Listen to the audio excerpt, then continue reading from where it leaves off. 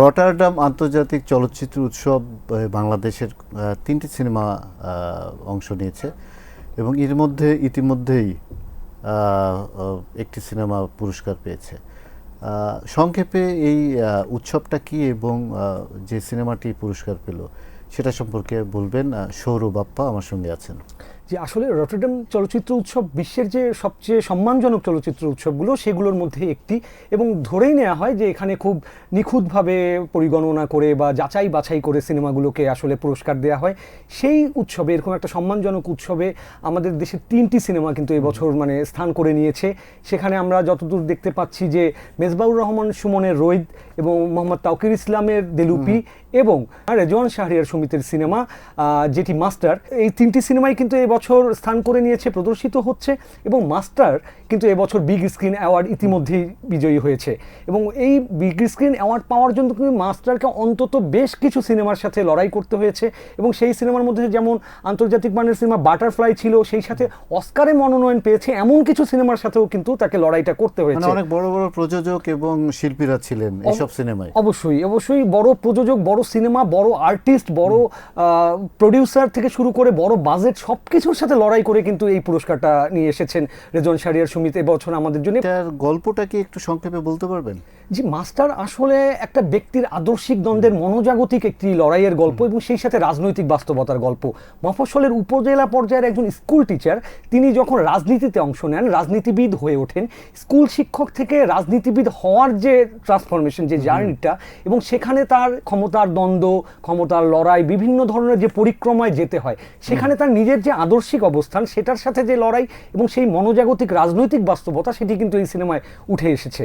এবং এখানে সিনেমায় অভিনয় করেছেন নাসিরুদ্দিন খান, আজমেরি হক বাঁধন এবং জাকিয়া বারি মমো। ভালো সিনেমা নির্মাণ করেছে যে কারণে এরকম আন্তর্জাতিক একটি পুরস্কার পেয়েছে। কিন্তু সুমিতের আরও তো কিছু সিনেমা, ভালো সিনেমা করেছে এবং আমরা বাংলাদেশে পুরস্কার পেয়েছে, এরকম কয়েকটি সিনেমা তো আছে। অবশ্যই সুমিতের যে প্রথম সিনেমা নোনা জলের কাব্য, এটি কিন্তু জাতীয় চলচ্চিত্র পুরস্কারে 7টি বিভাগে পুরস্কার পেয়েছিল। এবং এরপরে যে বিশ্বমঞ্চে পুরস্কার বাংলাদেশের হয়ে তিনি এনে দিলেন, এটাও কিন্তু অনেক গর্বের। এবং সবচেয়ে বলে রাখতে চাই যেটি হলো, এই যে বিগ স্ক্রিন অ্যাওয়ার্ড পেলেন, সেখানে কিন্তু 15,000 ইউরো তিনি পেয়েছেন শুধুমাত্র অ্যাওয়ার্ডের পারপাসে।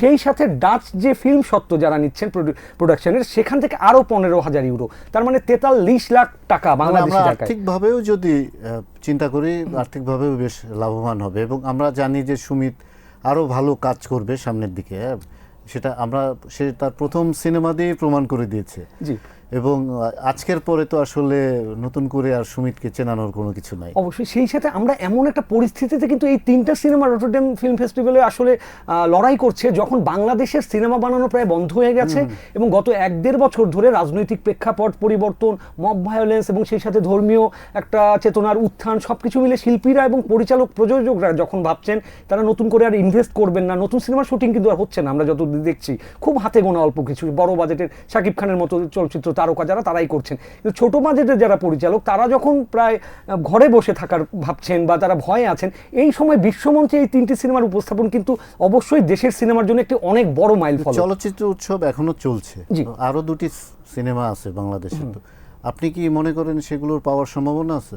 এখানে আমরা দেখছি যে ব্রাইট ফিউচার যে বিভাগ এই উৎসবের, সেখানে কিন্তু মোহাম্মদ তাওকির ইসলামের দেলুপি একটি সিনেমা, সেটি কিন্তু একটি বড় আশা জাগানিয়া, এবং সমালোচক এবং যারা কাজ করেছেন সংশ্লিষ্টরা, তারাও আশা রাখছেন এই সিনেমাটিও হয়তো কিছু না কিছু পুরস্কার নিয়ে আসবে। এবং এটা খুলনা অঞ্চলের যে জলবায়ু পরিবর্তন, উপকূলীয় পরিবেশ, মানুষের জীবন সংগ্রাম, এই সব বিষয়বস্তু নিয়ে কিন্তু এই চলচ্চিত্রটি নির্মাণ করা হয়েছিল। এবং তৃতীয় যে সিনেমাটি, সেটা কিন্তু এই উৎসবের সবচেয়ে গুরুত্বপূর্ণ এবং মর্যাদাপূর্ণ যে বিভাগ, সেখানে টাইগার কম্পিটিশন বিভাগে লড়ছে।